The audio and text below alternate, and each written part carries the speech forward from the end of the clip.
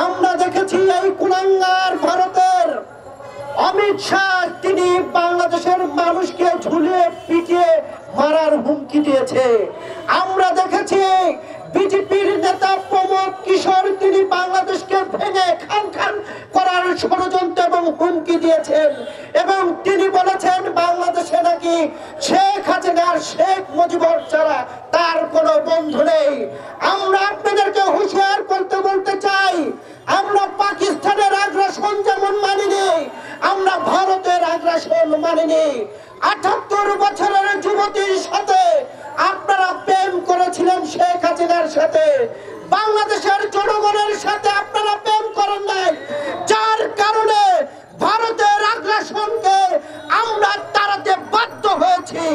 যারা আমাদেরকে পানিতে মারার ষড়যন্ত্র করে, যারা আমাদের সীমান্তে ভাইদেরকে হত্যা করে, যারা আমার বোন ফেলানিকে কাটা তারে ঝুলিয়ে রেখে, তাদের সাথে কোনো বন্ধুত্ব হতে পারে না। বন্ধুত্ব হবে কি হবে না সেটা সিদ্ধান্ত নেবে বাংলাদেশের জনগণ।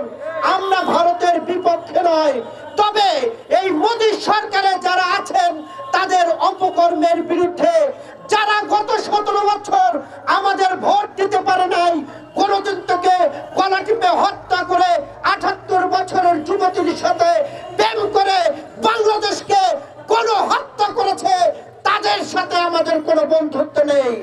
আমরা হুঁশিয়ার করে বলতে চাই, পাকিস্তানের আগ্রাসনের বিরুদ্ধে যেমন যুদ্ধ করেছি, ভারতের আগ্রাসনের বিরুদ্ধে আমরা যুদ্ধ করতে প্রস্তুত। আর যদি আমাদের সীমান্তে কোনো ভাইকে হত্যা করা হয়, তাহলে আমরা বাংলাদেশের জনগণকে নিয়ে আমরা রুখে দেব এবং দাঁত ভাঙা জবাব দেব।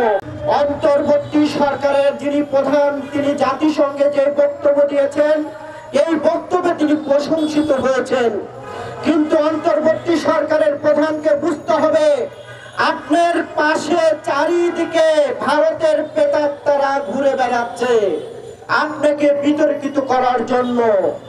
আজকে আমরা যখন দেখি আপনার সরকারের পাশে যারা ভারতের আগ্রাসন মেনে নিচ্ছে, ভারতে ইলিশ পাঠাচ্ছে, আমাদের মাহমুদুর রহমানকে গ্রেফতার করেছে।